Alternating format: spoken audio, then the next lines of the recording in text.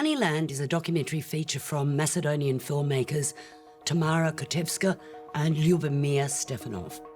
It was intended as a short documentary about the central region of the country until they met Hatidze Maratova, a keeper of wild bees in the desolate mountainous region in the north. She lives with her 85-year-old mother, Nazifa, who's totally dependent on her daughter. Kör ayağını biraz. Kör ayağını aşağı. Ya. Ayağını kör de rahat yersin ne o? Kör. Hatidze only takes half the honey from her natural hives, leaving the rest for the bees. She sells her pure honey at the markets in Skopje and buys hair dye for herself and a fan for her mother. Then the peace of her village is shattered with the arrival of the Sam family, Hussein and Lutfia and their 7 children. They have a dairy herd, but after seeing what Hatidze makes with the honey, Hussein decides to go into production himself. But his emphasis on profit not only ruins business for himself, it also has a cost for Hatidze. His children are starving. He is himself. He blames his children, his wife. There's a lot of screaming. I love documentaries like this. It's just observational. There's no voiceover. We're just present in the moment. It's stunningly beautiful. The cinematography by Fejmi Daut and Samir Duma is just sublime. Kotevska and Stefanov spent 3 years filming it, accumulating 400 hours of footage. It's a validation of one incredible woman's life, apparently the last wild beekeeper in the world. She's quite a character, and her relationship with the eldest Sam son, Mustafa, is actually really moving. Honeyland is the only film to ever be Oscar nominated in both the Best International Film and Best Feature Documentary categories. It deserved both. It's really something, this film. It's certainly a very interesting little film.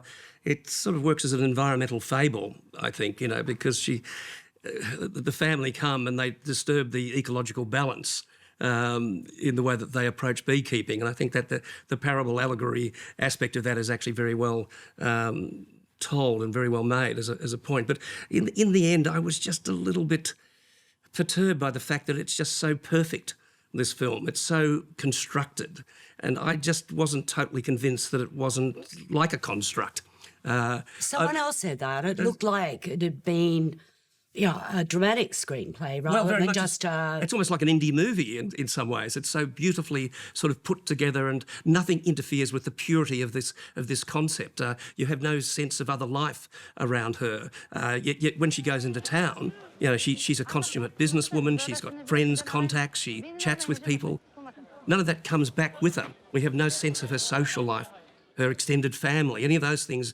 All that's kept out by these filmmakers because they don't want to. They're the only ones in the village. Well, they don't want to interfere with the purity of the concept, and I think there's something a little bit sort of edging on the immoral here, in documentary terms. Oh, you're joking! No, it is. It's just too perfect in a way. But if you've got 400 hours of footage, and you've filmed over that length of time, you obviously have got a lot of material to choose from. And I think if you construct it beautifully, and I think they have, I think it's so beautiful, this film. I wasn't sure, though, whether she wasn't playing a role. And right from the the first shot is very interesting. She's clambering up the hill. It's very dangerous, but the camera is right behind her. Someone with a camera obviously in their hands or on their shoulder, and you just wonder why she doesn't turn around and, say something to them. Maybe she does at some stage. It just seems this relationship with the camera and with her is just a bit edgy. She's getting the bees from the little hole in the mountain. Oh, she I'm giving this 4.5 stars. I'm giving it 4, because I'm not sure about the morality of it. Oh, stop it.